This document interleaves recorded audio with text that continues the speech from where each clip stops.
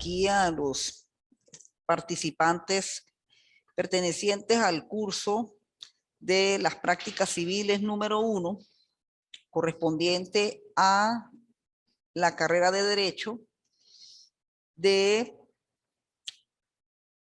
el convenio existente entre la Universidad de Falcón con el Instituto de Estudios Superiores y de Posgrado, el IEPSI. En los videos anteriores tocamos, bueno, primeramente lo relativo a lo que es la materia, su planificación, la forma como se va a evaluar y el primer tema correspondiente a la redacción documental, es decir, más que todo el trabajo del abogado cuando lleva a cabo la hechura de documentos o la redacción de documentos. Estos documentos tienen que ver con los negocios jurídicos y las instituciones civiles de la compraventa, el arrendamiento, el mandato o conocido como el poder, el contrato de sociedad y la constitución de hipoteca originada por un contrato de préstamo. Bien, eso es una de las actividades que realiza el abogado en ejercicio cuando ya está prácticamente ejerciendo su profesión. Ahora vamos a la otra etapa, a la otra actividad que prácticamente es la esencia de lo que es la carrera del derecho, de lo que es el derecho como ciencia, como aplicado en la norma jurídica, en la cual consiste en la aplicación de la ley cuando suceden conflictos. Y los conflictos se generan sencillamente por la lesión que se produce a los derechos de las personas. Y en esos derechos, pues precisamente se afectan las instituciones.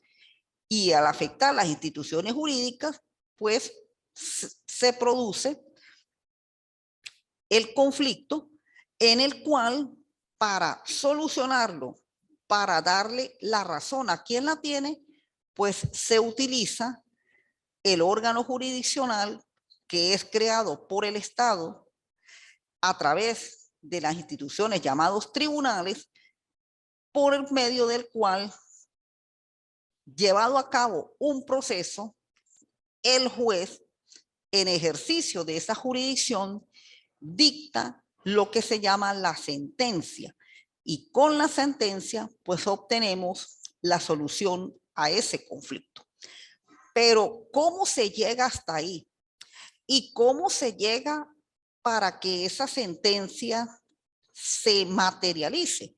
Bueno, para ello precisamente la norma crea lo que se llama el procedimiento.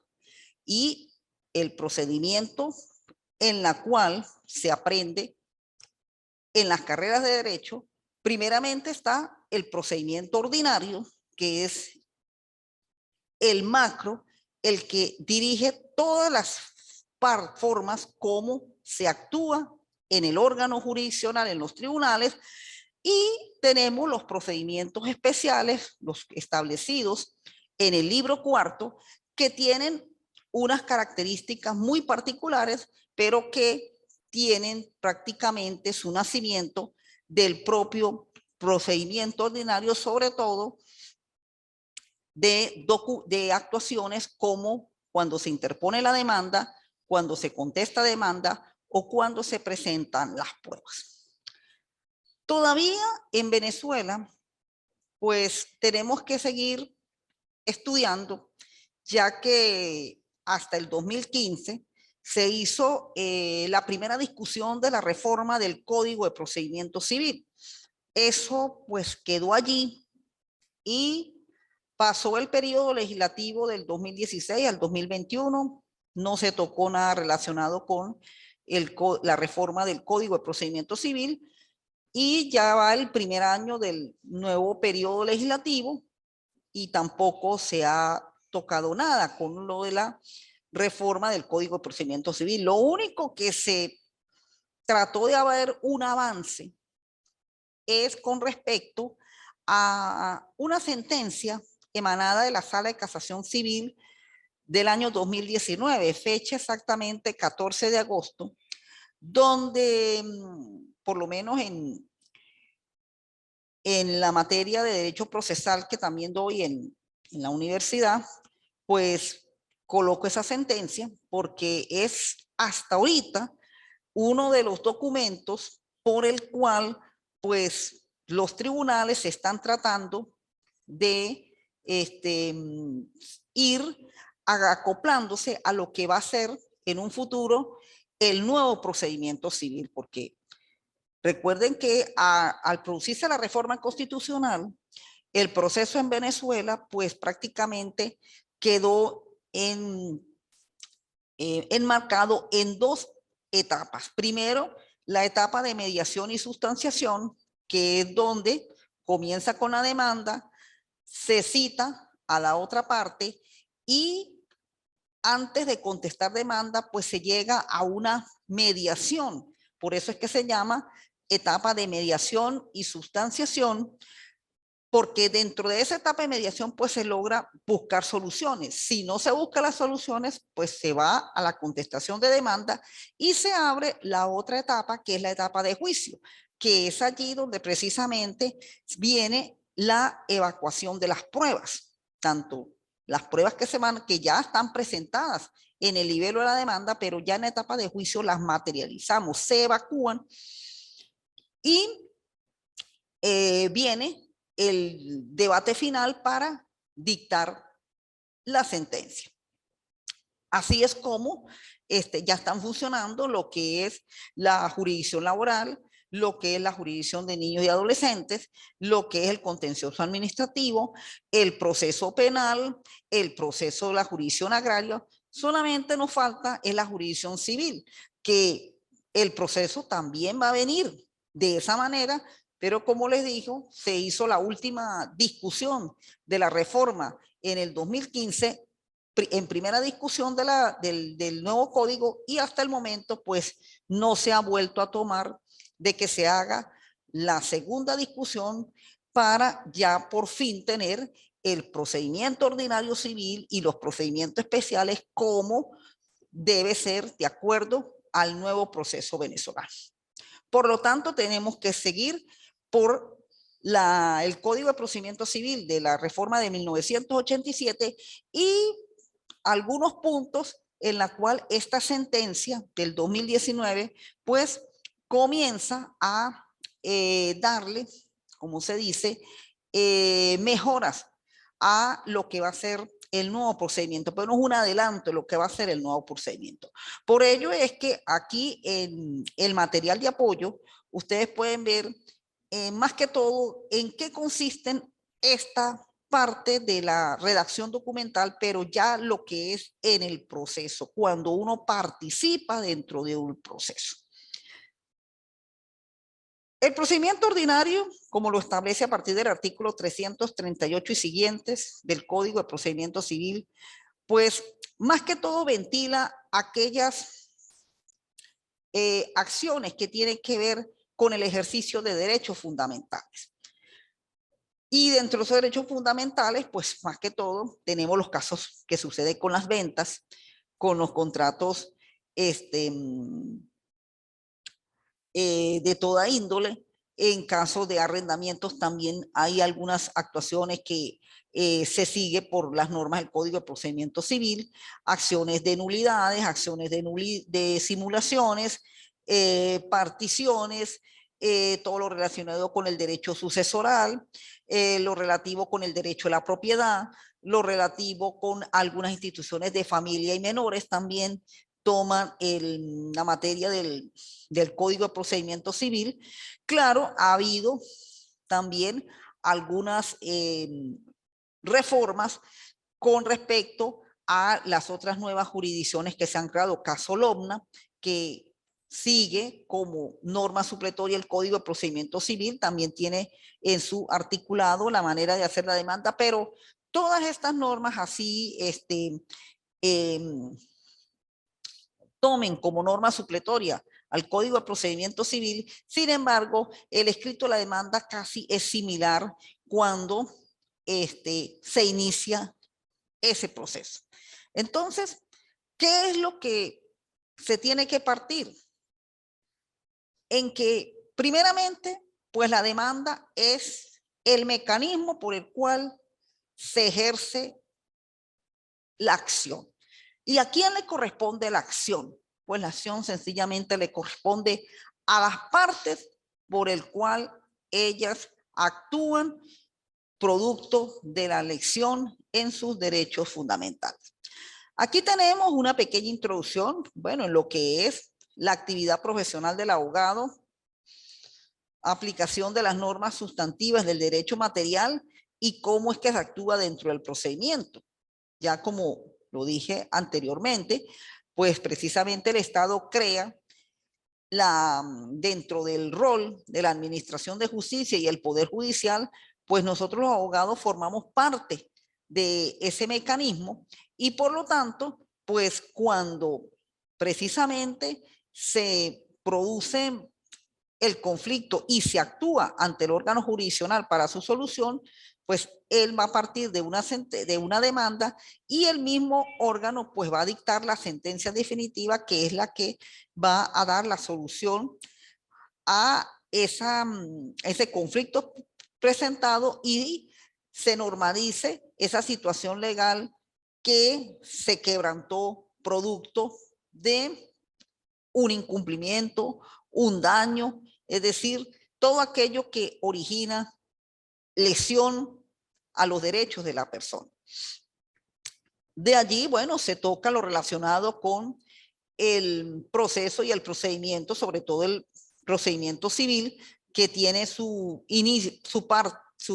punto de partida en la Constitución Nacional, en el debido proceso, la tutela efectiva y la justicia como fin del proceso y el procedimiento ordinario que precisamente se rige por las normas del Código de Procedimiento Civil a partir de los artículos 338 y siguientes hasta más o menos el 520, que es cuando se lleva a cabo lo que es la apelación. Bien, tenemos en esta parte del material de apoyo los documentos que más que todo tienen su trabajo dentro del proceso. Y dentro del proceso, en especial el procedimiento ordinario civil, arranca es con la demanda. Todo tribunal, cuando inicia su actuación, lo hace es a instancia de parte. El procedimiento civil es un procedimiento por el cual, si no es la parte la que introduce la demanda, el órgano jurisdiccional pues no actúa. Todo va a ser es como las partes lo impulsen. De allí el principio del impulso procesal, de la celeridad procesal, porque todo eso lo hace es la parte. Dentro del nivel de la demanda, pues tenemos las normas en la cual sustentan este nivel. La primera, que es el 340, su redacción, y luego las siguientes relacionadas con la admisión, las compulsas que se hace y una reforma a la demanda que puede ocurrir siempre y cuando pues sea necesario hacerlo para aclarar algunos puntos que se consideran importantes y que deben estar indicados en la demanda. En la redacción del nivel de la demanda, lo que hay que tomar en cuenta es que la parte a quien representa el abogado, en este caso el demandante, pues él lo que sencillamente va es a pedir. Y ese pedimento es lo que precisamente se enfoca en el elemento llamado la pretensión, que ya ustedes lo deben recordar cuando se inicia el estudio del derecho procesal, sobre todo en procesal 1, lo relacionado con la acción, los actos procesales, pues precisamente uno de los actos procesales es el nivel de la demanda y ahí es donde está indicada la pretensión. Pero ahora, ¿cómo es que vamos a engranar, como llaman a veces los mecánicos cuando unen las piezas que componen el motor de un vehículo?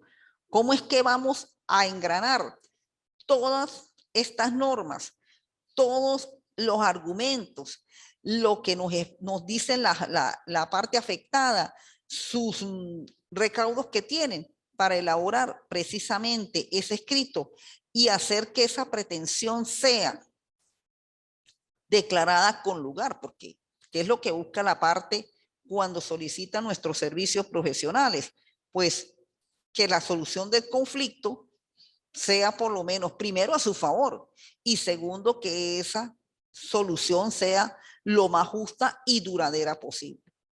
Claro, muchas veces es como muy prematuro o muy aligerado decir, sí, usted tranquilo que todo se le va a solucionar. Bueno, se va a hacer todo lo posible, pero para ello, pues la parte tiene que contar con argumentos verídicos, contar con medios probatorios que de verdad su verdad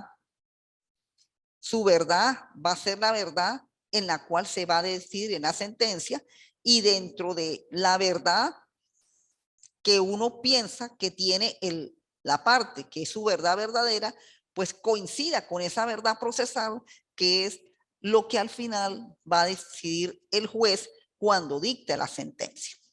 Bueno, ahora sí nos vamos específicamente al artículo 340. ¿Por qué? Porque cuando comenzamos a redactar la demanda, tenemos que seguirnos a lo que nos indica ese artículo. Ese artículo es un artículo expreso, es un artículo donde ninguno de esos elementos lo podemos obviar y donde precisamente tenemos que seguir esas normas que aprendemos en la redacción del documento, así como sucede con cuando se redacta una venta, un contrato de arrendamiento, un mandato, donde hay que identificar la parte. Igualito, acá tenemos que, cuando identificamos a la parte, pues volverle a colocar esa identificación que ya en el día de ayer, en el video anterior, pues se les explicó con respecto a los documentos de carácter civil.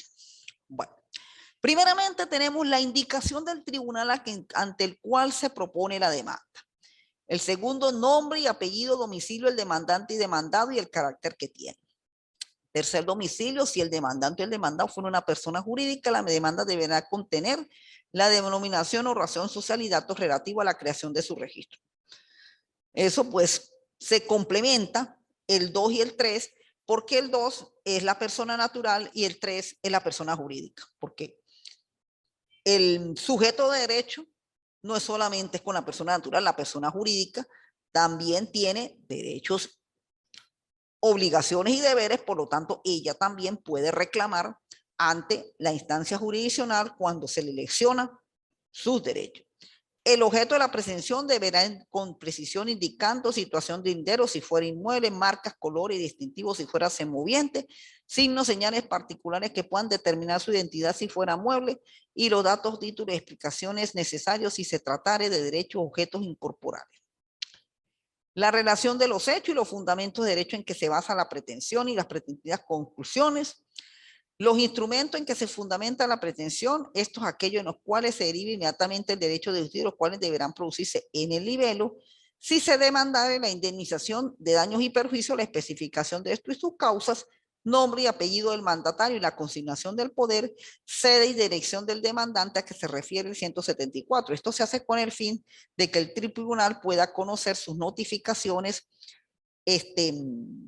para efectos de citación, para efectos de notificación. Es más, con respecto a este numeral del artículo 174 y producto de la pandemia que actualmente pues se vive en Venezuela y en el mundo, en la resolución de septiembre del 2020, pues prácticamente se amplía un poquito lo relacionado con este 174, porque además de la dirección que nos indica la norma, ya prácticamente en los escritos que se presentan en los tribunales, además de la demanda, todo escrito que se presente, la parte tiene que indicar número telefónico y correos electrónicos a los fines de enviarles las notificaciones, a los fines de decirle qué día debe ir a consignar el respectivo documento ante el tribunal. O sea que precisamente con el fin de evitar las aglomeraciones y todo ello, pues la dirección de la magistratura en el Tribunal Supremo de Justicia ha ampliado un poco más con respecto a cómo se debe la parte decir otras formas de comunicación para poderle informar, no solo a través de la dirección donde tenga, bien sea la dirección del demandante o el bufete del abogado, sino también teléfonos y correos electrónicos para que su citación y notificación sea un poco más expedita. Bueno, ahora sí vamos a esbozar lo que es cada uno de los requisitos. En la indicación del tribunal ante el cual se propone la demanda. Aquí, precisamente, hay que entender que el tribunal y la competencia pues va correlacionado con las normas que establecen los artículos 28 y 47 del Código de Procedimiento Civil, que es lo relacionado con la jurisdicción y la competencia. Cuando precisamente vamos a indicar el tribunal, pues ello va a depender de la materia civil, de la cuantía y del territorio. Si es el estado Táchira, es porque la materia civil, la cuantía excede de las 15.000 unidades tributarias y el territorio, pues el estado Táchira, porque allí fue donde más que todo se llevó a cabo el negocio jurídico por el cual la parte está interponiendo o presentando esa demanda. Entonces, en el ejemplo tenemos cómo va el primer numeral, redactado de esa manera: ciudadano juez de primera instancia en lo civil y mercantil y el tránsito de la circunscripción del estado. Puede ser el estado Táchira, puede ser el estado Mérida, el estado Barinas, el estado Falcón, el estado Zulia, es decir, uniendo todos los requisitos de el 28 y el 47 tenemos que ver en base a el negocio jurídico celebrado donde se llevó a cabo ese negocio, qué bien está allí, quiénes fueron las partes, porque si de repente el negocio se llevó a cabo fue en el estado Mérida y resulta que el bien se encuentra en el estado Mérida, pero la persona unos 6 meses para acá se vino para San Cristóbal y resulta que aquí pues conoció a un abogado y el abogado pues le cobra bastante económico esa cuestión. Ok, puede ser que el abogado sea del estado Táchira, pero si de acuerdo con las normas del 28 hasta el 47 todo se da en el estado Mérida y no hubo acuerdo que se estableciera un domicilio especial que fuera el estado Táchira, entonces esa demanda va a ser interpuesta no en el estado Táchira, sino en el estado Mérida, para que no se produzca una falta de jurisdicción o una incompetencia debida. Entonces ahí tenemos que ver, ¿y dónde nos va a indicar? Aparte de las normas, de acuerdo a los documentos que presente la parte.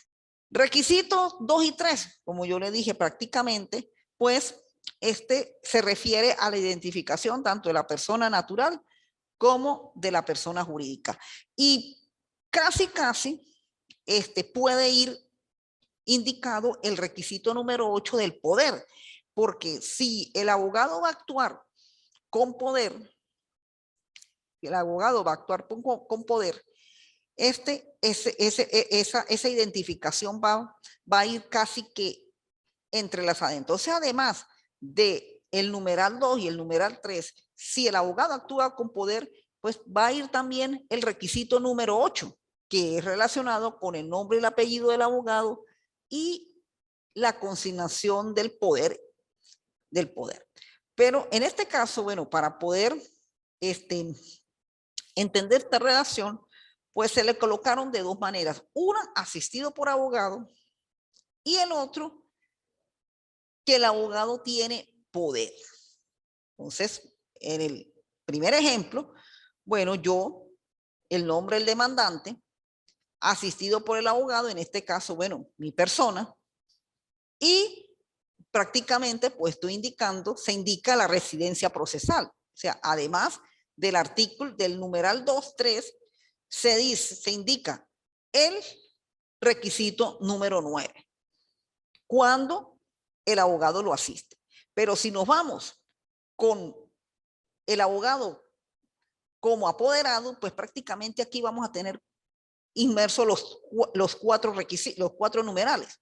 Bueno, como es persona natural, 3, pero si fuera una persona jurídica, pues igualmente estaría el numeral 4.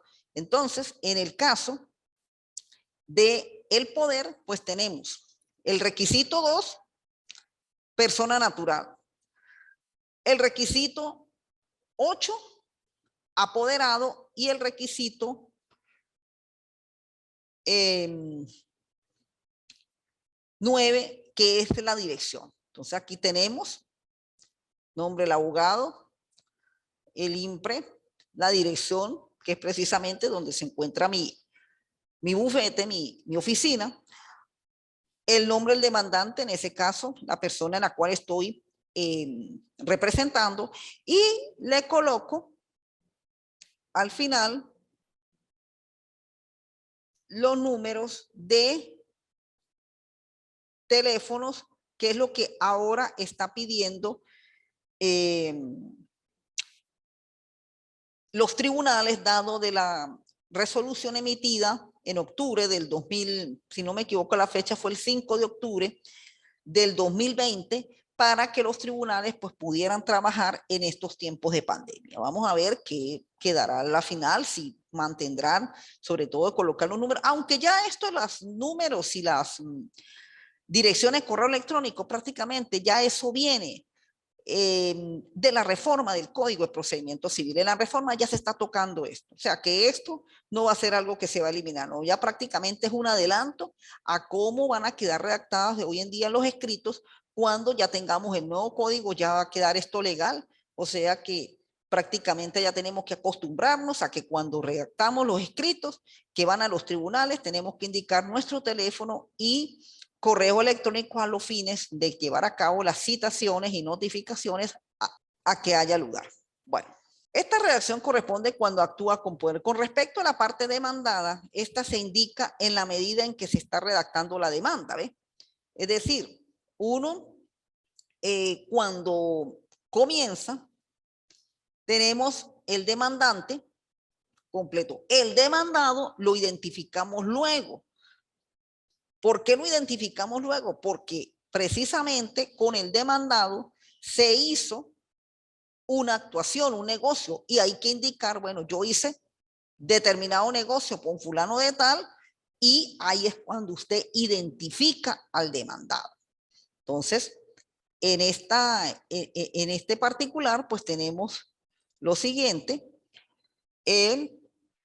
cómo se identifica a la persona: por medio de documento privado celebrado con la ciudadana fulano de tal, titular de la cédula, entidad, número, estado civil, con domicilio en municipio del estado Aragua.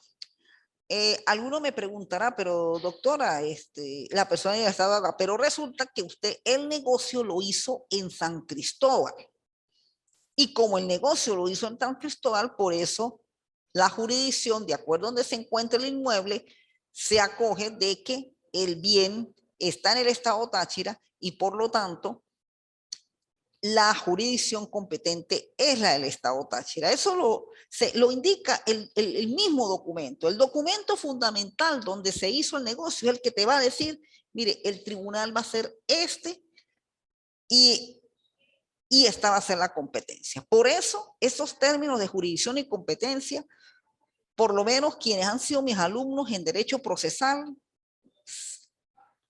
casi que lo repito en todos los trimestres. Pero es que eso es uno de los puntos que tenemos que aprender muy bien y estar claros cuando entramos a un tribunal. ¿Será este tribunal? ¿O me tengo que meter por este? ¿O me tengo que meter por este? Porque eso, ¿cómo voy a saber yo cuál es el tribunal? Eso me lo van a decir los mismos documentos que la parte le presenta. Si los documentos que la parte le presenta están acorde con las normativas que tenemos, pues me va a decir el tribunal es tal, la jurisdicción es tal y por la cuantía tengo que ir a tal sitio. Porque también pudiera ir a un tribunal de municipio si la cuantía es menor de 15.000 unidades tributarias. Puedo ir a un tribunal de municipio. ¿Ve? Entonces, ahí es donde vamos a tener precisamente, es por donde es que tengo que ir a los fines de indicar el tribunal y quién es el demandante, representa al demandante, y el demandado fue con quien hice el negocio y con quien hice ese acto, y por lo tanto hubo un incumplimiento, y por eso es que estoy haciendo este reclamo a través de la demanda y acudo al órgano jurisdiccional respectivo. Vámonos con el requisito cuarto. El objeto de la pretensión, el cual deberá determinarse con precisión, indicando situación lendero si fuera inmueble, marcas, colores distintivos si fueran semovientes, signos, señales particulares que puedan determinar su identidad si fuera mueble, y los datos y títulos, explicaciones necesarias si se trataran de derechos incorporables. En la redacción, en este requisito específicamente se basta en qué consiste el bien sobre el cual recayó el acto realizado. Y estos por lo general se basan en bienes muebles o muebles, seres semovientes, datos o títulos en donde consta la realización del negocio del acto. ¿Dónde consta todo eso? Pues en los documentos que las partes nos presentan. Acuérdense que el problema es de la parte, el conflicto es de la parte. Nosotros como profesionales sencillamente somos los que vamos a, con nuestro trabajo, buscarle la solución a ese conflicto en la cual la parte tiene. Y en eso tenemos que estar sumamente claros. No es que el problema es del abogado o del juez. No, el problema es de la parte. El abogado y el juez, como integrantes de la administración de justicia, por ese rango constitucional que tenemos, que nos lo dice el 253 de la Constitución, somos quienes vamos a colaborar desde nuestro vista, nuestro trabajo profesional, el uno como abogado litigante y el otro como aplicador del derecho para la solución del conflicto, que a través de la sentencia, dar esa solución. ¿Ve? Entonces, ¿dónde es que vamos a tener cuando vamos a indicar el objeto de la pretensión? Que es la nulidad o la simulación o el cumplimiento, es en ese documento, y por eso ese bien hay que identificarlo. Ah, sí, me incumplieron porque no me pagaron completo el precio de la casa, pero ¿cuál es la casa? La casa tengo que identificarla. ¿Dónde está, en qué documento registrado se encuentra? Porque no puedo identificar algo que esté en el aire, no tiene que ser algo que esté específico. En este caso, un negocio de venta, una casa construida sobre terreno ejido y la misma se encuentra ubicada en el pasaje Cumaná, calle con los siguientes linderos, norte, sur, este y oeste, y los datos de registro. Aquí tenemos en este ejemplo cómo es que se hace lo relacionado con el numeral 4, el objeto de la pretensión. Entonces, si yo lo que estoy pidiendo es el cumplimiento de ese contrato de venta, tengo que indicar la venta consistió en qué, indicar ese inmueble, especificarlo bien con sus datos, tanto físicos y legales, que fue la adquisición de ese bien.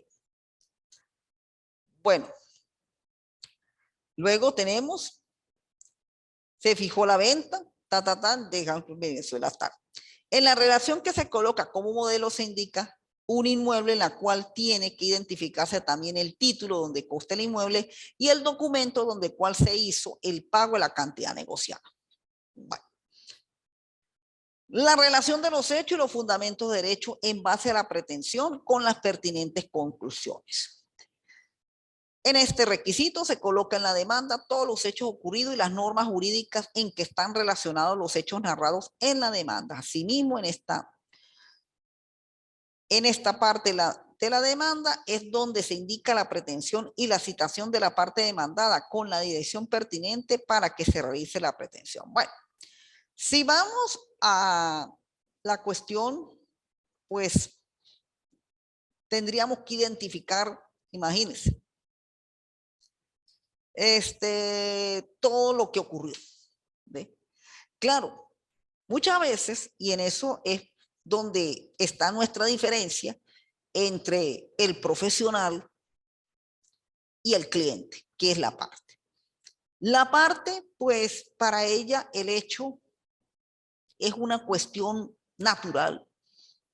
Ahí, en el planteamiento que la persona hace, pues entra lo que son sus emociones, su forma muchas veces de ser, cómo para ella se llevó a cabo, si el negocio de verdad fue un negocio fructífero o de repente fue engañada de su buena fe, etcétera.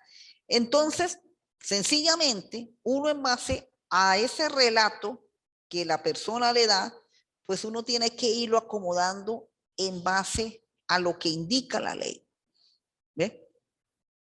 De allí es precisamente lo que se busca, que la ley sea la que dé la solución, busque la solución, no que la solución pues se haga de hecho y muchas veces pues termine peor el remedio que la enfermedad, sino por el camino de la ley para que más adelante esas situaciones no vuelvan a cometerse.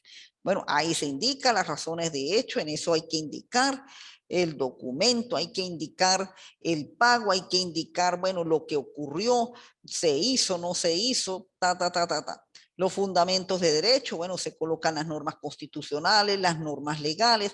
Esto más que todo se refiere a un reconocimiento de contenido y de firma, que es lo que está precisamente establecido dentro de las normas. Claro, todo escrito de demanda va a ser largo o va a ser corto de acuerdo a la magnitud del problema.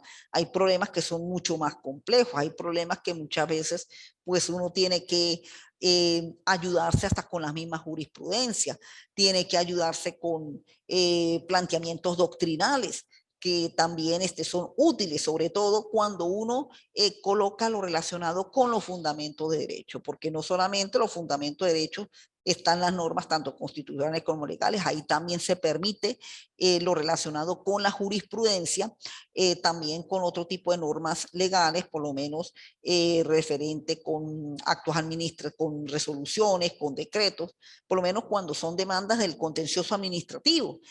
Ahí además de las normas constitucionales, además de las normas legales respectivas, entra mucho lo que es la materia del Poder Ejecutivo, que si normativo, que si decretos, que si resoluciones, si es una materia municipal, que si la ordenanza, es decir, todo de acuerdo a en la magnitud del enfoque. En el caso del procedimiento civil, pues mayormente se maneja son las normas del Código Civil, Constitución Nacional, las normas del procedimiento y algunas leyes que son especiales que tengan que ver con la materia civil. Eso es lo que mayormente se maneja. Bueno, tenemos la cuantía de la demanda en ese caso y ahí mismo metemos el petitorio, que es precisamente la pretensión propiamente dicha. Cuando indicamos el petitorio en la citación, es la pretensión propiamente dicha. En las razones de hechos indicamos el objeto de qué sobre qué se basa, pero la pretensión en la cual pido que se reconozca y acepte que firmó ese documento por el cual me vendió esa casa, eso es lo que realmente se pide. Se indica también la dirección donde se tiene que citar a la persona, en este caso, como se tiene que citar, y también se coloca, en este caso, ustedes van a leer: la ciudadana demanda venta realizada fuera de la jurisdicción de este tribunal en Estado Aragua, se comisione, o sea, hay que establecer una citación por comisión, puesto que la ciudadana se encuentra en otro estado y no en el estado de Arauca. Claro, aquí en este caso se aplica la jurisdicción del estado Táchira, ya que el negocio y el bien por el territorio se encuentra en el estado Táchira. Admitir la presente demanda con lugar en la definitiva y se firma el demandante y firma el abogado, porque la parte tiene que estar asistida o representada por abogado. La parte aquí no puede actuar solita. Eso es algo que es, bueno, norma en toda la legislación y no solamente en Venezuela, eso es prácticamente casi que en todo el mundo, donde el demandante, el accionante, tiene que ser asistido y representado por abogados. Bueno, los instrumentos que se fundamentan y aquellos en los cuales se deriva del derecho deducido, en los cuales deberán producirse en el nivel. Estos son los llamados medios probatorios, en la cual prácticamente, además de los fundamentales, se debe indicar todos los documentos que van a servir como prueba para la solución de ese conflicto y los que va a tener que valorar el juez en el momento en el cual dicte la sentencia. Esto prácticamente es una forma por el cual, pues, dentro de la misma etapa de sustanciación, de mediación y sustanciación, que es como debe venir el nuevo procedimiento ordinario y que ya por lo menos con la sentencia del 2019 se avanzó un poco en esto. Se tiene que indicar ya el demandante cuál va a ser su mecanismo de prueba, porque eso es precisamente lo que se busca en el proceso, que lo que se alegue y pruebe se base en la solución del conflicto, siguiendo una normativa del Código de Procedimiento Civil, que es el artículo 12, para que el juez, cuando vaya a dictar sentencia, pues ya tenga en sus manos, desde el mismo inicio del proceso, la manera de dictar esa sentencia en forma legal, justa y equitativa, por ser el juez, el director y el garante del proceso, y es el que naturalmente ejerce la función jurisdiccional. Si se demandara indemnización de daños y perjuicios, también especificación de ello. Todo va a ser basado en estos artículos 1167, 68, 1264 del Código Civil. Nombre, apellido del mandatario y la sede y dirección a lo que se refiere el artículo 174, como les expliqué anteriormente, en estos requisitos por lo general están incluidos en el encabezamiento de la demanda. Perdón, aquí vamos a arreglar un momentico es donde consta la identificación del demandante. Además, y por ser resoluciones del TCJ, se tiene que agregar correo electrónico, número y dirección de teléfonos a los fines de hacer efectiva la celeridad y la citación y notificación. Esos son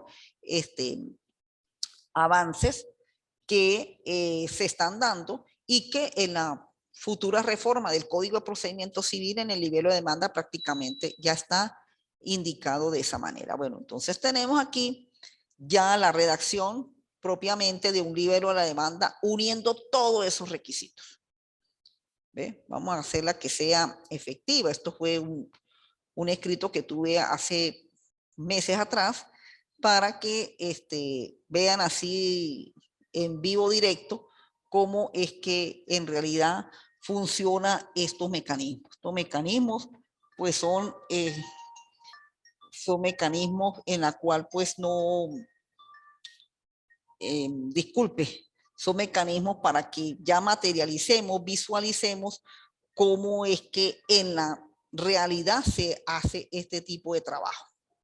Claro, la demanda pues va a depender del tipo de problema, de la magnitud del problema. Hay problemas que se pueden solucionar de manera sencilla, hay problemas que en realidad pues no son de manera sencilla, son de manera compleja, donde muchas veces hay que llevar a cabo hasta la realización de pruebas preconstituidas, porque, bueno, la magnitud del asunto, pues conlleva eso, sobre todo cuando se representa una persona jurídica. Sí, en las personas jurídicas, pues la situación es más compleja, que muchas veces pues hay que acudir a esos mecanismos. Pero en realidad en la mayormente práctica profesional, pues las demandas tienen este tipo de connotaciones, y por eso en la medida en que una demanda quede bien redactada, se sea muy preciso en la pretensión y se den los medios probatorios adecuados, pues el resultado del juicio va a ser verdaderamente exitoso. Bueno, pero así como el demandante, pues también tiene su trabajo, igualmente el demandado también tiene su trabajo. Es decir, el abogado de la contraparte, cuando uno actúa ya no como demandante, sino como demandado, pues también tenemos que hacer un trabajo, digamos, igual y hasta muchas veces muy, muy exigente en cuanto a lo que se hace el demandante, porque primeramente se piensa, no, que es que el demandante fue el causante del daño, pero sí, vamos a ver, habría que ver en el demandado si él lo hizo intencional, o a lo mejor no tuvo esa intención de hacer daño. Por eso es que dentro de la lesión del derecho, la prueba es importante, porque la prueba es lo que me va a indicar si este tiene la razón o el otro tiene la razón. Por eso es que el juez es imparcial, es neutral, no puede estar dentro de esas causales por el cual se recusa o se inhibe, porque si no, esa sentencia puede tener inconvenientes. Entonces, así como la demanda tiene sus normas y tiene sus requisitos para hacerlo, igualmente la contestación de la demanda también. ¿Y qué es el mecanismo de la contestación? Es el mecanismo por el cual el demandado ejerce su derecho de defensa, es donde se ejerce la excepción y es donde va a interponer todos sus medios por el cual la situación que se le plantea no se hizo de esta manera, sino a lo mejor es todo lo contrario, o sencillamente no lo cometió. Tenemos como norma fundamental el 361, que establece la forma como el demandado, que es la otra parte, realiza el escrito de la contestación de la demanda, en la cual este acto procesal se convierte en el ejercicio del derecho a la defensa y la excepción, que interpone, en la cual se basa en tres aspectos importantes. Primero, contradecir. Sí, porque como dice la norma, todo o en parte lo expuesto en la demanda.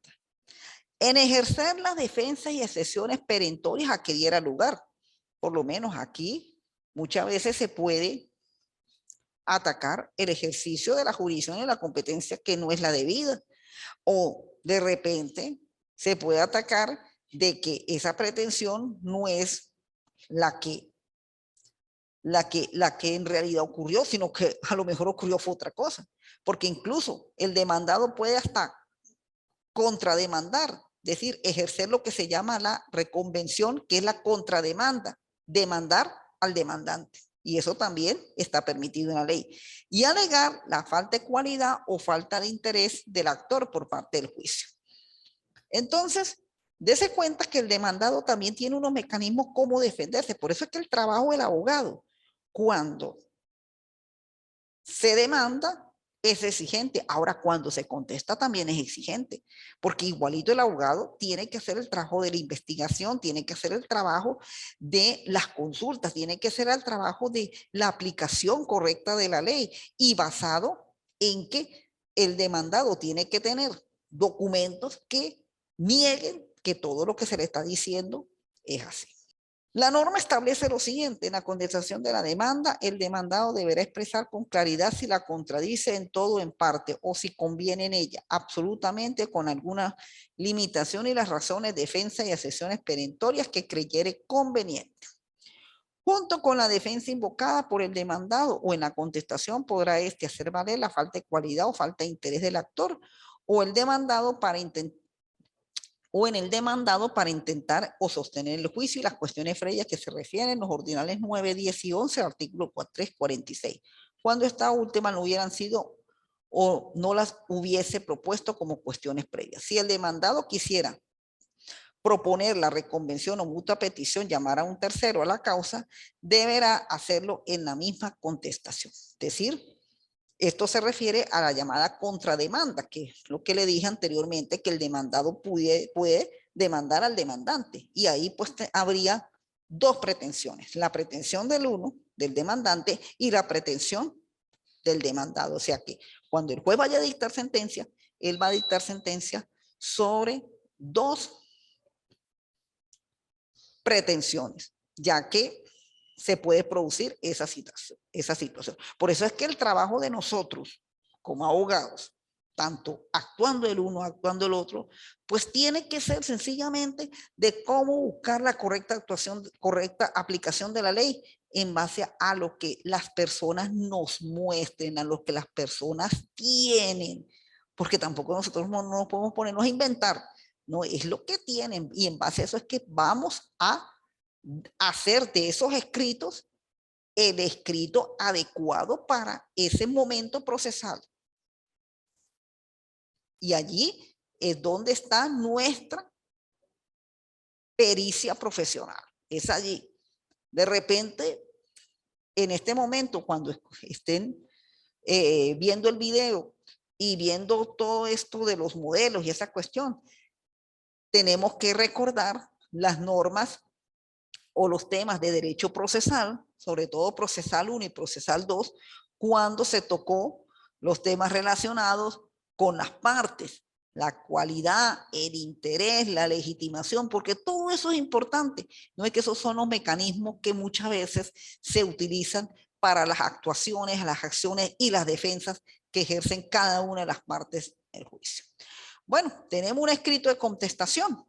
Bueno, acá en sí, en la contestación, no es que el Código de Procedimiento Civil coloque unos numerales como en la demanda, pero prácticamente vamos a hacer, por analogía, una similitud de que el escrito de contestación pues tiene que tener de mucho lo relacionado con el artículo 340. Sobre todo la identificación de las partes sigue siendo la misma, el 340.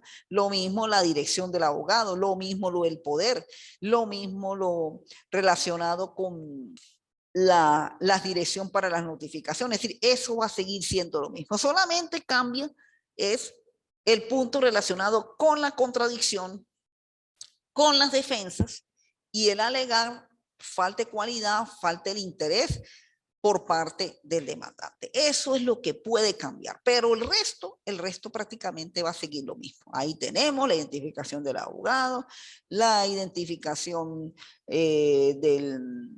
bueno, la identificación escrita,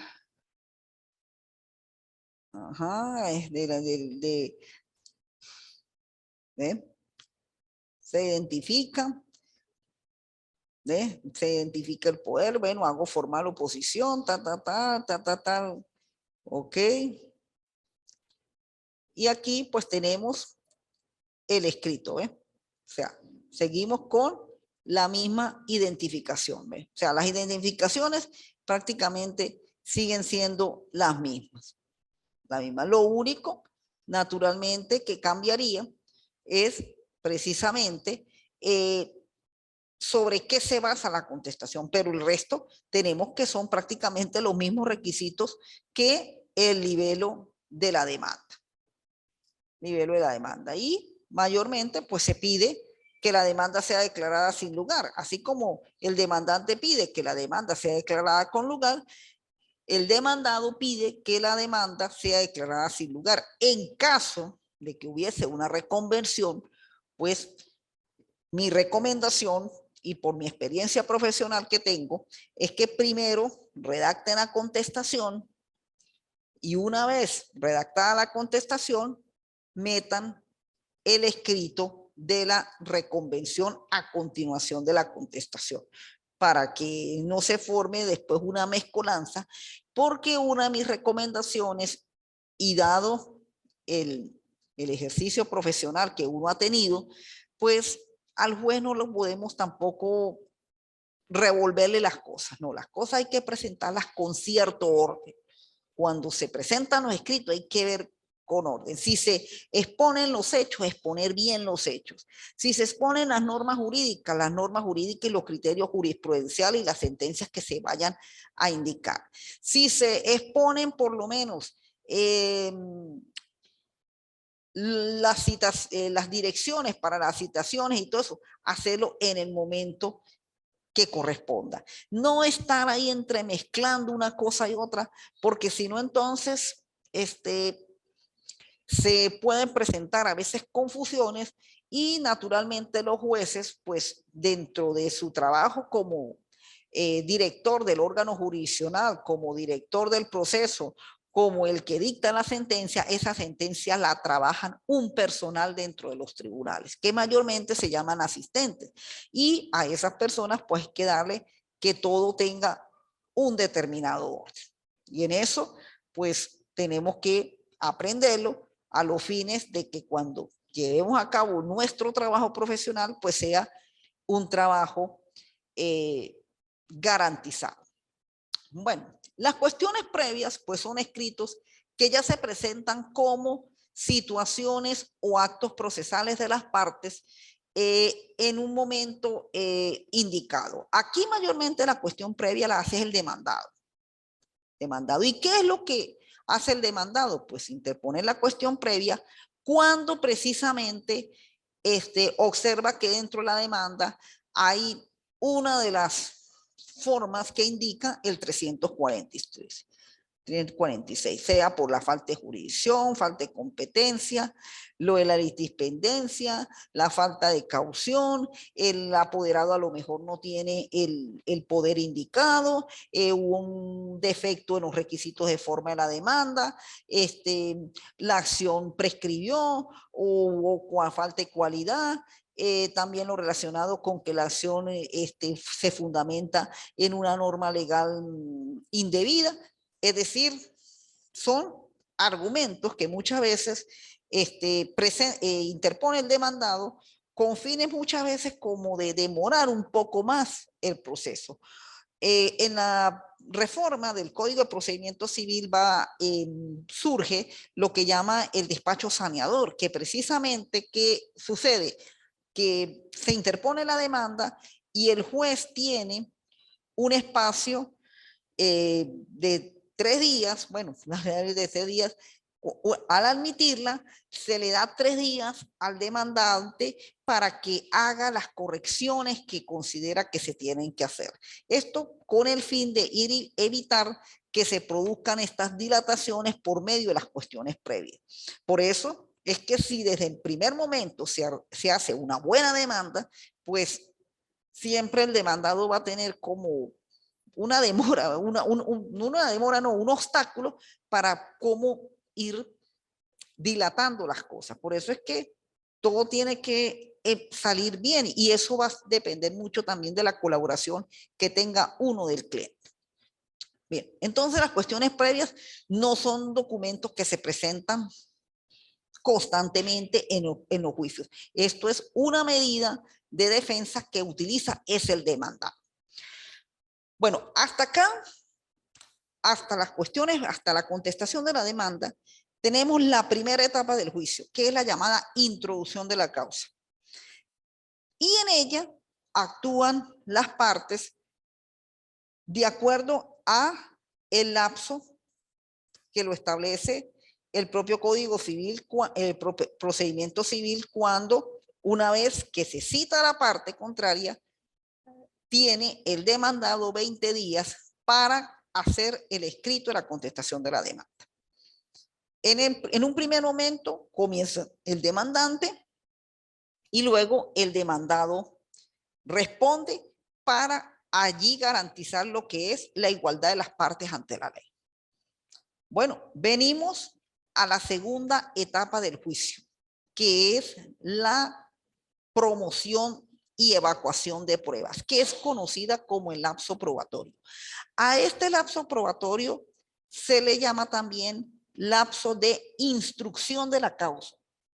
Y precisamente, ¿por qué se le llama instrucción de la causa? Porque el lapso probatorio es el que va a probar lo que tú dijiste como demandante o lo que tú dijiste como demandado en cada uno de sus escritos y en el momento procesal debido. Si el demandante dice que él no me pagó, tiene que existir el medio probatorio para indicar que no me pagó. Y si el demandado dice que yo pagué, tiene que existir o tiene que darse el medio probatorio para decir que yo pagué. ¿Y dónde es que lo vamos a indicar? Pues precisamente en el momento de las pruebas, que ya lo adelantó la sentencia. Viene en la reforma del Código de Procedimiento Civil, prácticamente el demandante tiene su primer momento para presentar las pruebas en la misma demanda, que el demandado también lo tiene en la misma contestación, pero se abre un pequeño lapso para aquellas que sean necesarias también promoverlas, puedan ser evacuadas.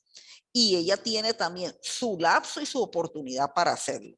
Aquí no es cuando yo quiera o cuando me convenga, es cuando a mí me lo indique la norma. Por eso es que una de las cosas que tenemos que aprender nosotros, los abogados, es a manejar los tiempos. Los tiempos son fundamentales. Se hace un acto fuera de ese lapso, hasta ahí llegó. Ya después usted no puede venir, que no sabía, que esto, que lo otro. Por eso es que tenemos que tomar todas las previsiones, porque tras que estamos en un poder judicial, que bueno, poco mucho, pues trata de hacer algo.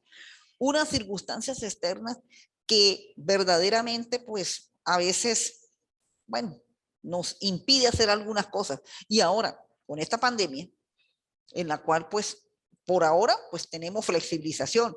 Ojalá sigamos teniendo la flexibilización, pero cuando ocurrió el 7+7, sobre todo en el año 2021, había un lapso, había un despacho virtual, el lapso corría. Y en el momento presencial, pues tenía que evacuarse las pruebas que tenía que evacuarse, porque eso sí, en el lapso probatorio tenemos un principio llamado el principio preclusivo, en la cual si la prueba no se evacúa en el momento indicado, usted no tiene otra oportunidad más para hacerlo, por lo menos la prueba como el testimonial, la prueba como la inspección judicial, la prueba como la experticia, la prueba como las reproducciones. Esas tienen su lapso de 15 para promover y 30 para evacuar. Todavía el documento público, porque no el privado sí tiene que ser dentro del lapso, pero el documento público y las posiciones juradas, bueno, tenemos hasta el momento de informes, pero documento privado, inspección judicial, testimoniales, experticia y las reproducciones, eso es en el momento de, como lo dice el 388 en adelante, y más que todo el 396, el lapso de los 15 para promover, que es precisamente el escrito, que es el que nosotros hacemos, y la evacuación, pues es el acto que hace el órgano jurisdiccional cuando se levanta el acta respectiva y allí se materializa la prueba que se esté promoviendo para ese momento. Bueno, seguimos. Acá los participantes, bueno, todos estos documentos, pues producto de mi trabajo profesional, en la cual pues los traigo para su utilidad y para la utilidad de ustedes, porque esto es una realidad que uno también la vivió hace años atrás y ahora pues mi trabajo pues lo pongo al servicio de los nuevos profesionales que sé que también se lo van a hacer bastante bien. Bueno, como apoderada judicial naturalmente sigo parte demandante o parte demandada, porque en el momento del acto probatorio aquí las partes van igualitas. Aquí ya no hay que uno primero promueve el demandante y luego promueve el demandado, no. La promoción se hace en el mismo momento. Puede empezar el predemandante a promover primero, puede ser el demandado a promover primero o ambos promuevan el mismo día. Porque en el momento de la admisión es el mismo día. En el momento de la oposición a la prueba, al mismo día. Entonces, nombre el demandante o nombre el demandado. Y bueno, acá pues en este entonces tenía esta cédula de identidad. Hay momentos, coloco el nombre, momentos que respeto el nombre por cuestión de precisamente de respeto hacia la persona. Oportunidad legal, como lo dice el 396, precisamente los 15 días para promover, se presentan los siguientes medios probatorios. Medio favorable en autos, en la contestación de la demanda. Bueno, en este caso, pues era el demandado. Puede ser en la demanda, en el caso si es demandante. Entonces, contestación de la demanda, demandado o en la demanda. Los argumentos, precisamente por el cual puede ser demandante, es decir, explicado en la contestación o explicados en la demanda, claramente se exponen así para dictar sentencia. Debe corresponder con la cuota aparte, demandante o demandado. Es más, incluso este es un escrito que se presentó hace pocos días en un juicio que aquí pues corresponde a una partición de partición. A una partición de herencia. Ok, demandante o demandado. Documento de informe, tratamientos médicos, etc. Dentro de las plataformas también hay unos modelos de promoción de pruebas. En la evaluación, y en esto quiero ser muy claro, solamente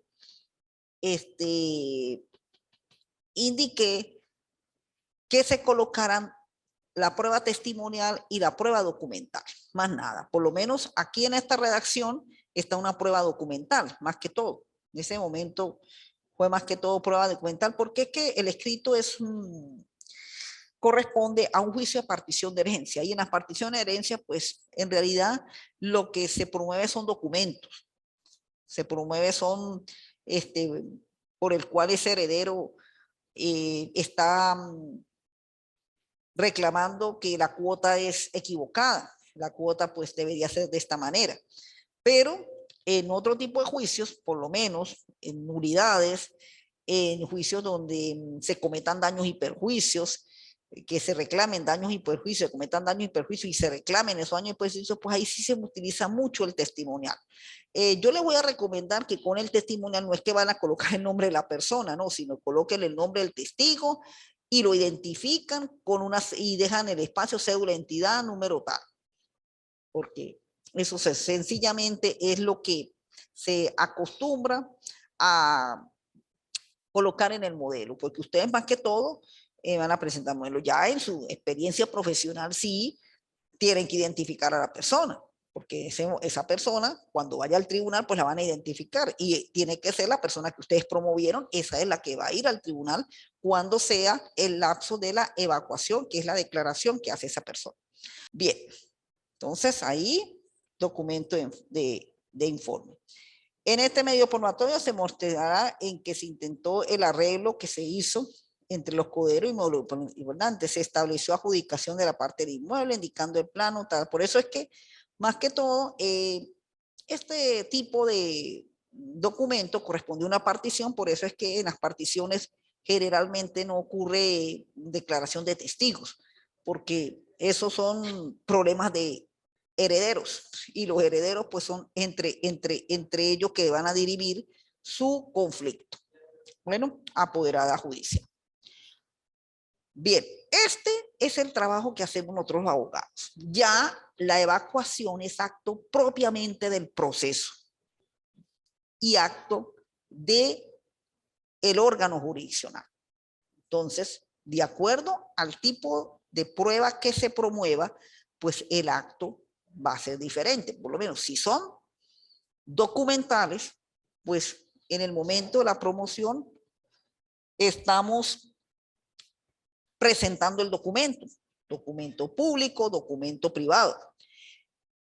Si es la prueba de inspección judicial, pues se va a indicar en el auto de admisión para cuando se va a trasladar el tribunal al sitio y allí va a dejar constancia de las particularidades sobre el cual se va a practicar esta inspección.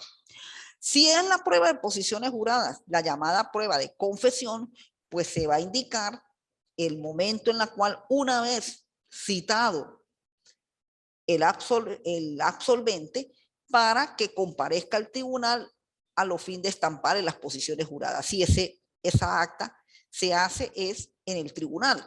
Si es la prueba de experticia, pues se dictará en el momento de la admisión, cuando va a ocurrir el nombramiento de los expertos, para que ellos se presenten al tribunal, se juramenten e indiquen al tribunal cuándo van a presentar el informe. Y si es por lo menos la testimonial, igualito. En el auto de admisión se indica para tal día declarará fulano, fulano, fulano, y ese día, pues el tribunal levanta el acta por el cual toma la declaración de esa persona. Así es como se lleva a cabo el mecanismo de la evacuación de las pruebas.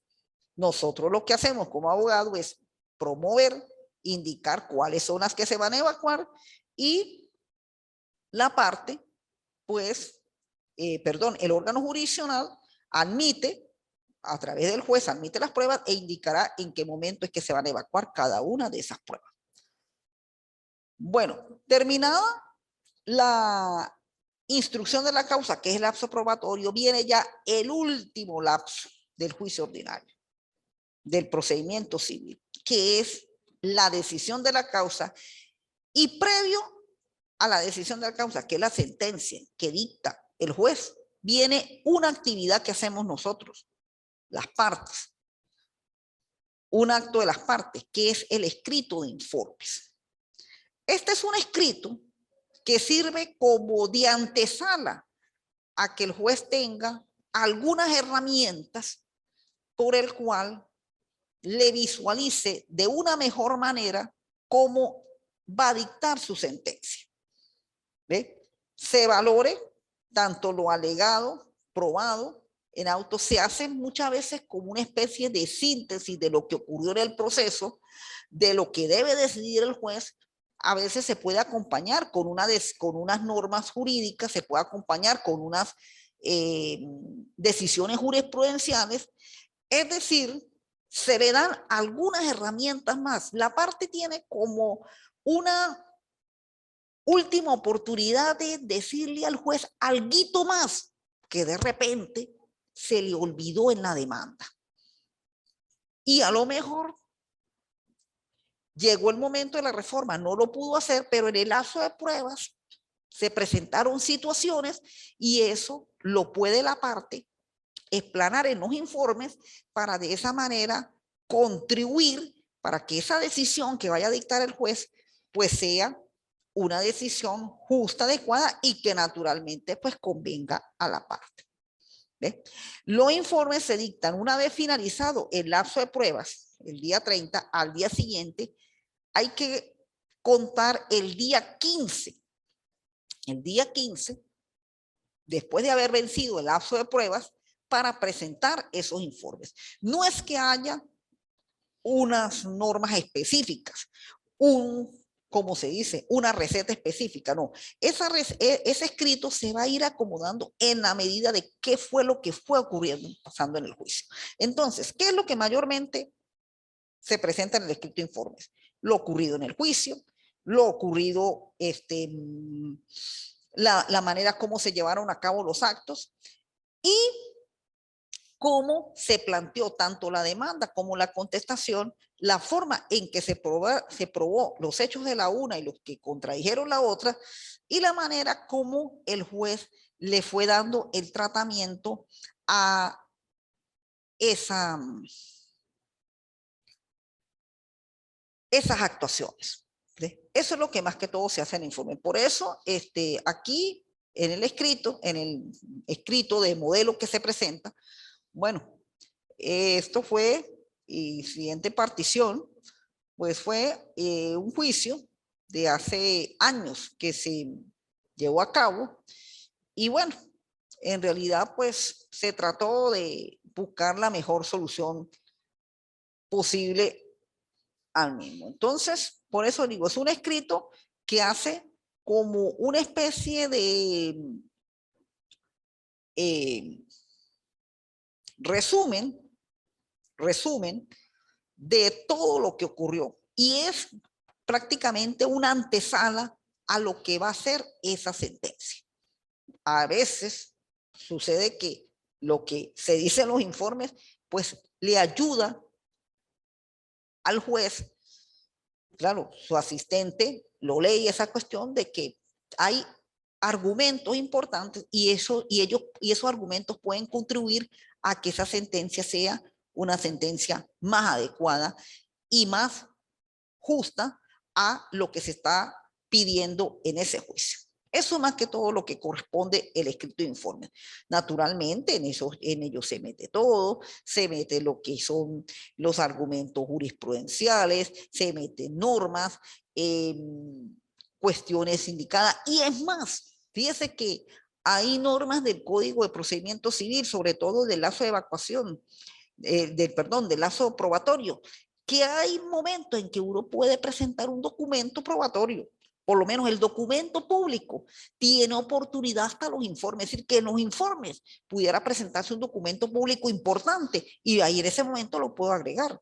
Igualmente se puede pedir, es más, una vez que arranca el lazo para los informes, sí, es oportuno presentar dentro de los primeros 5 días, corriendo el lapso de los 15, que se evacúe unas posiciones juradas, porque esa prueba se permite incluso en el lapso de informe.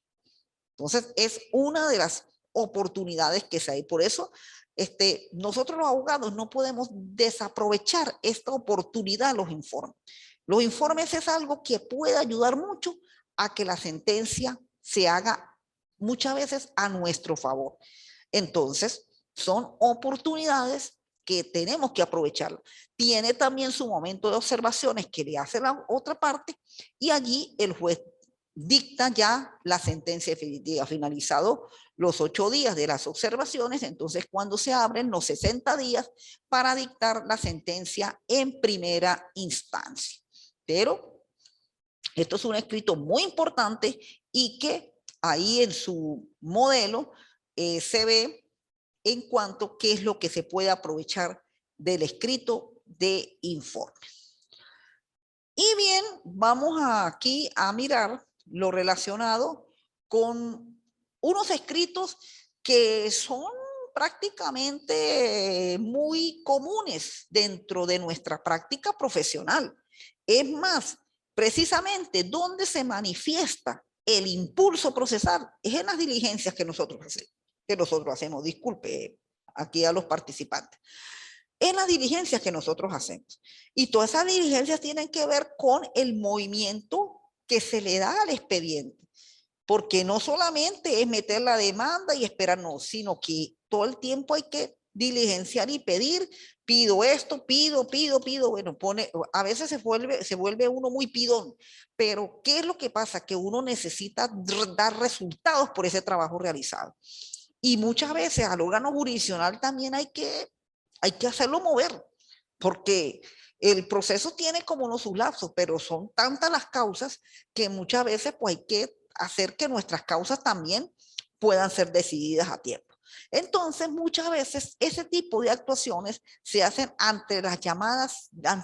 con las llamadas diligencias, que son escriticos que realiza el abogado. Claro, si va asistido por la parte, pues está la parte y lo asiste el abogado, pero es mayormente, es nuestro trabajo, vamos a decir, como lo hace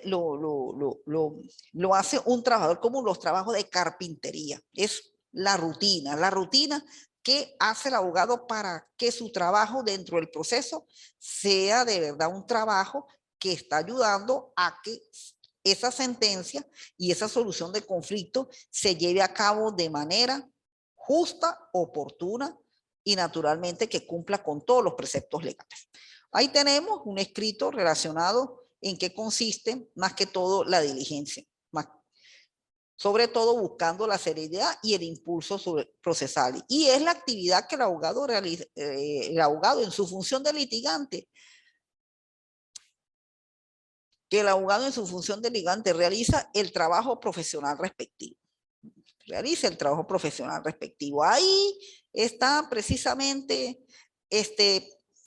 nuestra manera de mover el expediente a través de las diligencias. Ahora, las medidas preventivas pues son pedidas a solicitudes en cualquier estado y grado del proceso antes de ejecutar la sentencia, y también es una práctica profesional.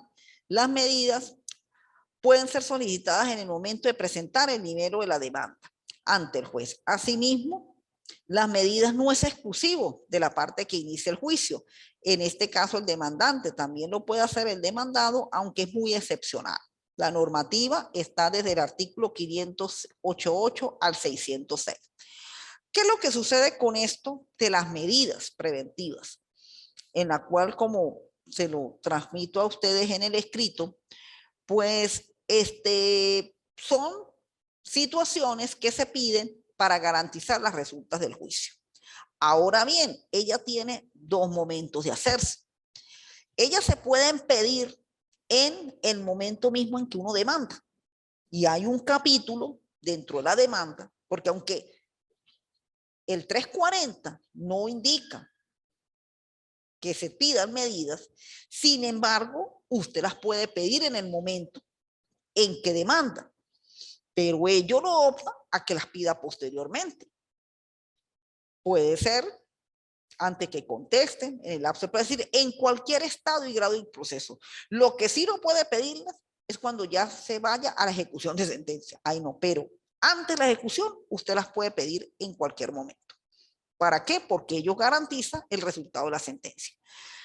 Generalmente, esto lo hace el demandante, pero ello no quiere decir que es que el demandado no pida medidas. También él lo pudiera hacer. Lo que sucede es que mayormente se ve en la práctica que es el demandante, pero si alguno de ustedes llega a ser abogado de la parte demandada y ve que su cliente también tiene razón, pues se puede pedir generalmente las medidas. ¿Contra qué se pide? Bueno, de acuerdo a la pretensión dada, porque hay pretensiones en la cual admiten un tipo de medida.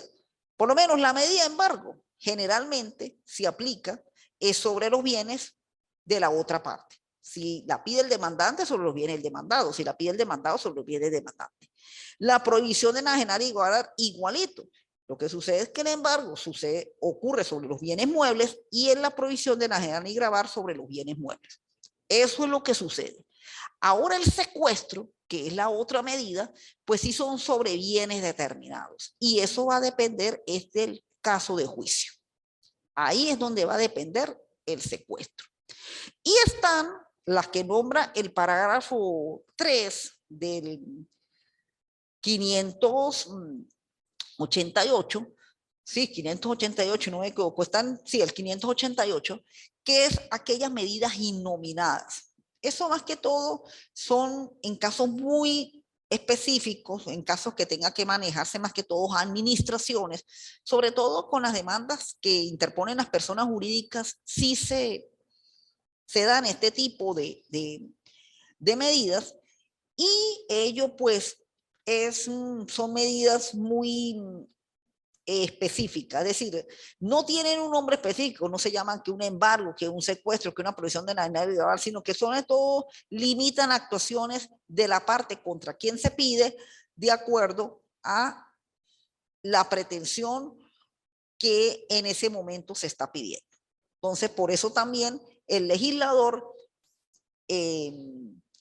estampa dentro de la norma lo relacionado a este tipo de medidas. Bueno, y tenemos ahí la redacción de un escrito de diligencia. Generalmente en ese tipo de redacción sí se hace es en las horas de despacho, porque este no es un escrito en la cual vaya dirigido exclusivamente al juez, sino más que todo para que el encargado para hacer ese trabajo dentro del órgano jurisdiccional, pues reciba y tramite esa actuación. Aquí por lo menos estoy colocando hace años, bueno, en el 2008 se hizo presente en este juzgado el nombre de la parte, el abogado quien asiste, en este caso pues, bueno, yo la asistí para ese momento, aunque ya estoy pues nombre de la parte, nombre del abogado, en el número, bueno, me doy por notificar la decisión dictada en este tribunal en fecha, se leyó conforme y firma. Esto fue una actuación para darse por notificado. Puede pedirse para otra cosa la diligencia. Por lo menos se acostumbra mucho a pedir diligencias para copias certificadas. Se acostumbra a pedir diligencias para pedir que se sentencie. Se acostumbra a pedir diligencias para que se realice por lo menos actuaciones de citación, que se haga es por lo menos cuando no se logra la citación personal, la citación por carteles, igualito. ¿Ve? Y generalmente la diligencia es firmada por el secretario, el diligenciante y el abogado asistente. Aquí tenemos precisamente lo que le decía para la citación por carteles. Eso sí se hace por diligencia. Cuando no se logra la citación personal y hay que ir a los carteles, entonces uno ese pedimento lo hace por diligencia y lo escribe de esta manera. ¿Ven? Citación por carteles, Diario Nacional. Aquí se consignó el periódico. Igualmente cuando se pide la citación y todo lo que uno vaya a pedir, lo hace por medio de diligencia, que es la manera más que todo más pita. Y que este escrito sí normalmente lo puede hacer uno a mano. Esto sí generalmente lo puede hacer a mano. Claro, no es que un escrito para el juez no lo pueda hacer a mano, pero por lo menos la diligencia es un poco más corta. Ya el escrito que va uno dirigido al juez, pues tiene ahí que escribirle, ser uno más decoroso en la redacción y esa cuestión. Pero este escrito mayormente se hace a mano. Eso no quiere decir que no se haga eh, por computadora también. Es más, yo recuerdo, y aquí les voy a indicar una anécdota que me sucedió hace ya casi 15 años atrás con respecto a un tribunal en que el juez precisamente, en vista de que había algunas letras que no las entendían, no sé si eran los asistentes, los escribientes o el mismo juez no las entendía de los abogados, entonces le dio por colocar una máquina de escribir en el tribunal. Y la orden era que diligencia que se fuera a hacer a ese juez tenía que ser hecha a máquina o traerla hecha del computador del juez. Si no tenía computador, ahí estaba la máquina para que lo hiciera, precisamente para poderlas leer. Porque como está escrito también se permite que sea hecho a mano, entonces tenemos también que tener buena forma de escribir.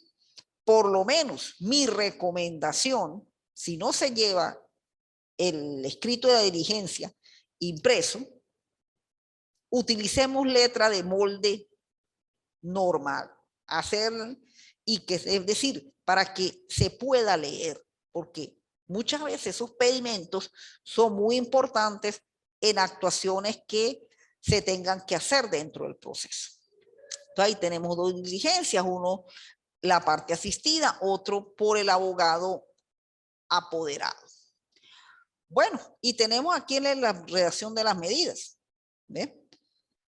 Aquí por lo menos tenemos en un escrito de una demanda donde precisamente se pidió dentro de la demanda la medida. ¿Ve? O sea, aquí tienen otra demanda y aquí pues piden la medida, por lo menos aquí está. En el petitorio, precisamente, ¿ve? Se pide la medida. Aquí tenemos, por esta aprobada la propiedad y de acuerdo en concordancia, medida de prohibición de enajenar y gravar sobre el inmueble.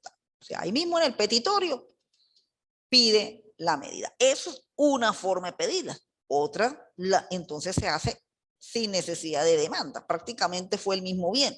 Si ustedes van a ver, es el mismo bien, se pide la medida de prohibición de enajenar y gravar, y bueno, se hace sus argumentos, sus peritos y toda esa cuestión.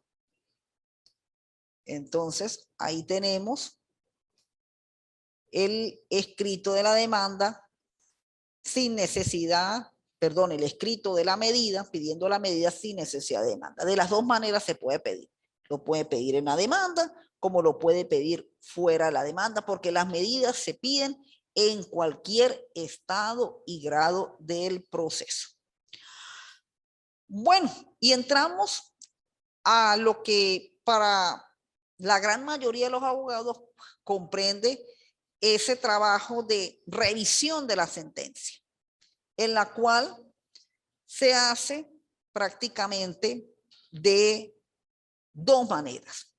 Una, en la segunda instancia, que tiene el carácter ordinario, y la otra en la sala respectiva, en este caso la sala de casación civil, que es de carácter extraordinario. Y estamos refiriéndonos a los recursos de apelación y extraordinario de casación que son escritos dirigidos única y exclusivamente cuando ya se dicta la sentencia, porque tanto la apelación como la casación lo que ataca es la sentencia. Y cuando precisamente la apelación o la casación va a atacar la sentencia, es cuando en el escrito de la misma o en la forma como se dictó, se obviaron requisitos que son fundamentales, por lo menos dentro de las partes, narrativa, motiva o dispositiva, hay un quebrantamiento de normas, hay una alegación de los derechos de las partes, no se respetaron las garantías, o el juez dictó la sentencia más de lo pidió, o dictó algo que no se había pedido, es decir, cumpliendo lo de las normas del 244, del 243, y así sucesivamente. Eso es lo que precisamente se hace en la apelación y se hace en la casación. En la apelación el recurso se ejerce a través de un escrito que es el llamado escrito de informes, que se lleva a cabo en la segunda instancia. Por eso que cuando se apela, se abre lo que es el procedimiento de segunda instancia, que es el llamado juez superior. Y en ese juez superior, pues naturalmente es donde se van a presentar por medio del escrito de informes el ejercicio del recurso de casación.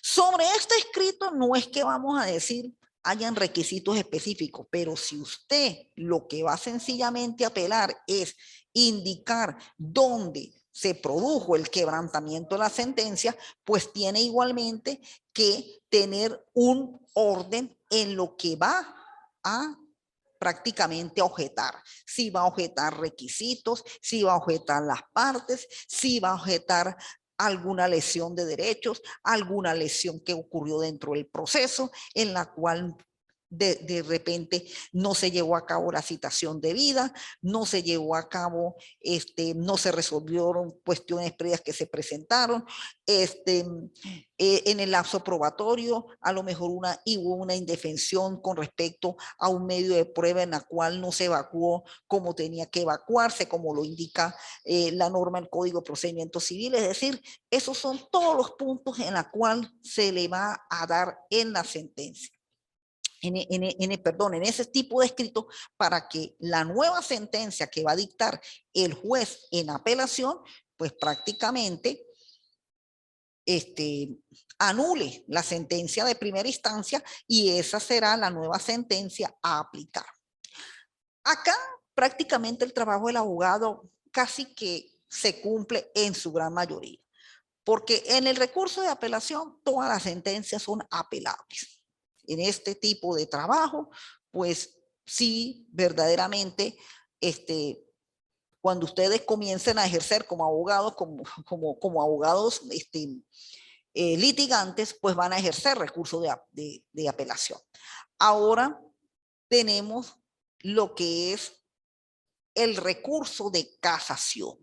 Y aquí sí, no como se explicó en la materia de derecho procesal civil, que esto ya se ve en el procesal civil 3, el recurso de casación, pues precisamente el recurso de casación es llamado el recurso extraordinario. ¿Y por qué es un recurso extraordinario? Es un recurso extraordinario porque primeramente lo que hace la casación es sentar las bases como la sentencia en la cual se está casando tenga que ser una sentencia verdaderamente dictada acorde con la ley, la doctrina jurisprudencial, principios generales del derecho y todo lo que tiene que ver con la justicia.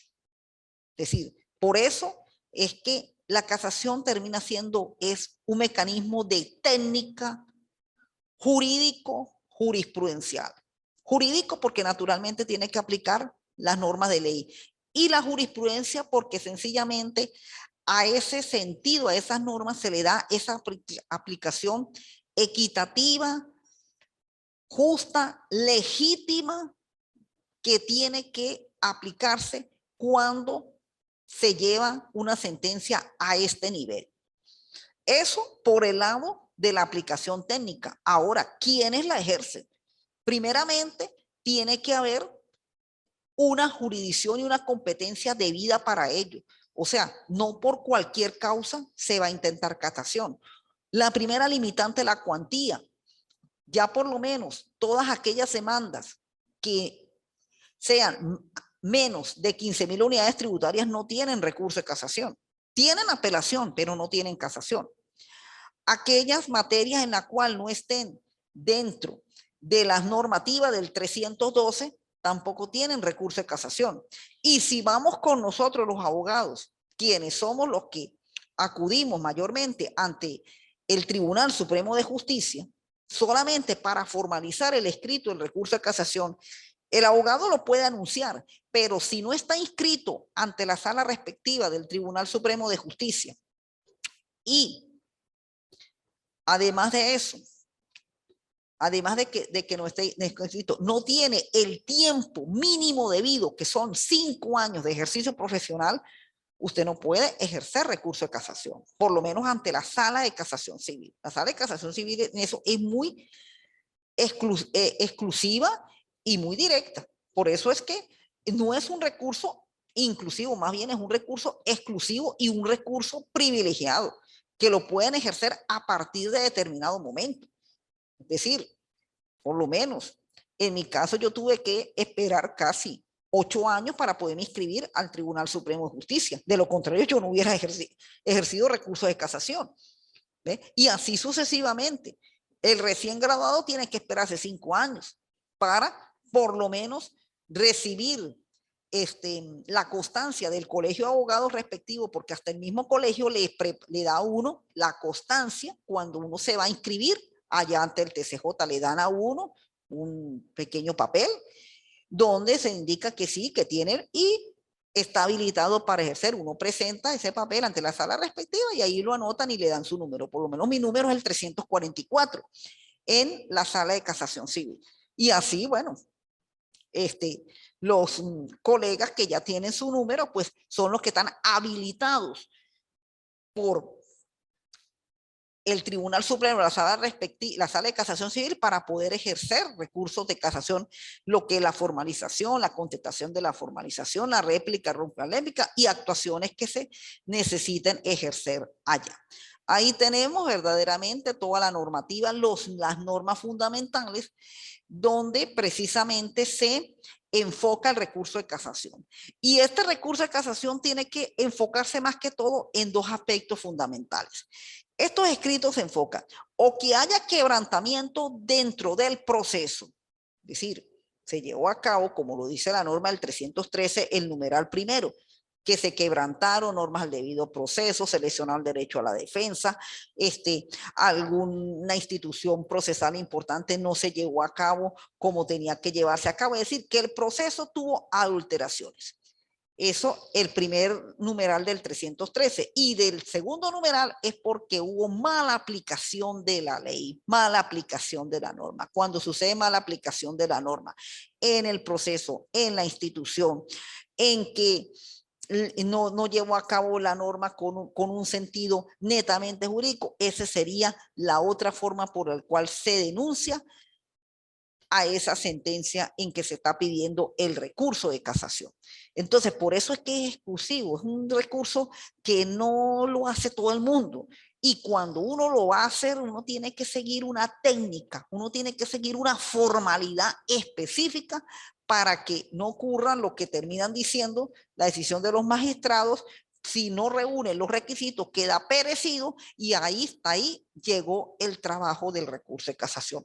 Aquí por eso es que con el recurso de casación y con el recurso de apelación, por eso es que la última actividad evaluativa de ustedes va a ser a través de unos esquemitas, porque en realidad hacer un recurso de estos, pues no es tanto un corte y pegue, sino que ya ustedes vayan teniendo ese conocimiento, sobre todo a través del ejercicio profesional, de cómo conocer el procedimiento ordinario, si tienen que entrar a un procedimiento especial, cómo es que se hace las denuncias de las infracciones, tanto de los elementos de forma y de los elementos de fondo, la forma que es la realización del proceso, el fondo que se refiere a la aplicación de la ley.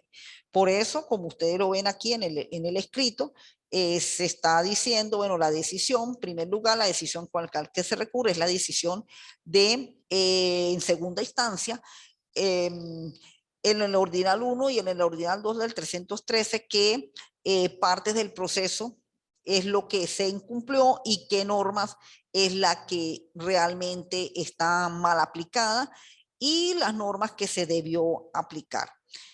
Bueno, luego tenemos en tanto la decisión, ahí se explica que la decisión, bueno, tal y tal y tales, las normas que debieron aplicarse tales y tales y tales, y así sucesivamente. Es decir, la forma del escrito de formalización que la establece el 317, hay que ser muy específicos con ello. Por lo menos si la denuncia del numeral 1 del 313, ¿qué fue lo que se equivocó? La denuncia del numeral 2 del 313, ¿qué fue lo que se equivocó?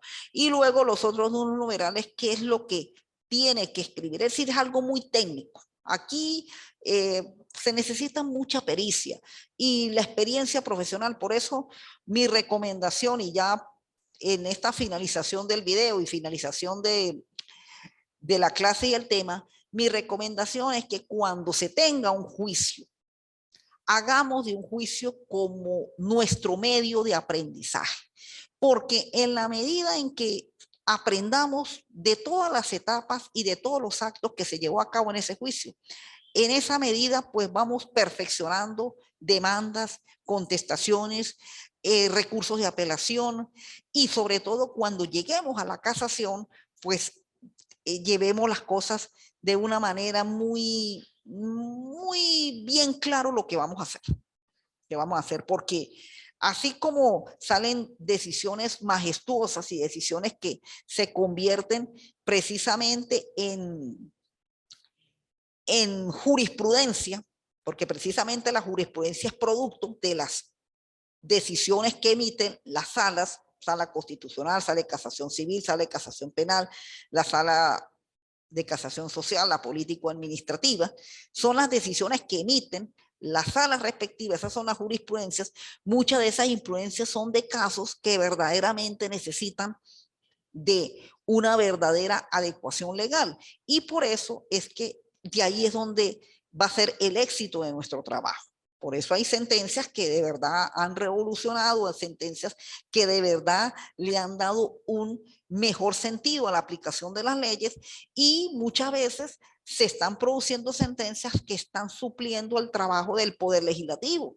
Ahí tenemos el caso de la sentencia de 2019 del 14 de agosto, donde prácticamente se reforma el procedimiento ordinario, pero es que precisamente ya tenemos casi 20 años esperando la reforma, o exagero un poco, perdón, no son 20 años, son más o menos como 10 años esperando la reforma del Código de Procedimiento Civil. Ya tenemos todos los procedimientos ordinarios en Venezuela de todas las jurisdicciones, de jurisdicción penal, de jurisdicción contenciosa administrativa, de jurisdicción laboral, de jurisdicción social, reformados, y la jurisdicción civil todavía está en veremos.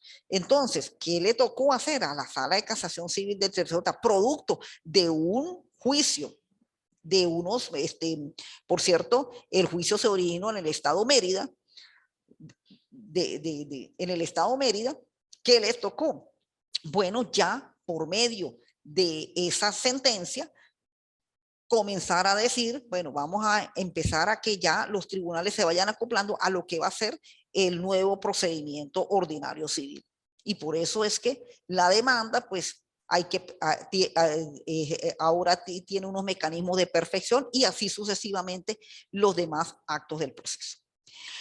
Bien, mis queridos estudiantes, participantes de este curso de prácticas civiles, esto es, pues, la filmación de todo lo que es el contenido de esta materia. En realidad, aquí es de redacción y de estudio, de análisis, de investigación, que es lo que tenemos que hacer nosotros los abogados cuando comenzamos el ejercicio de nuestra profesión.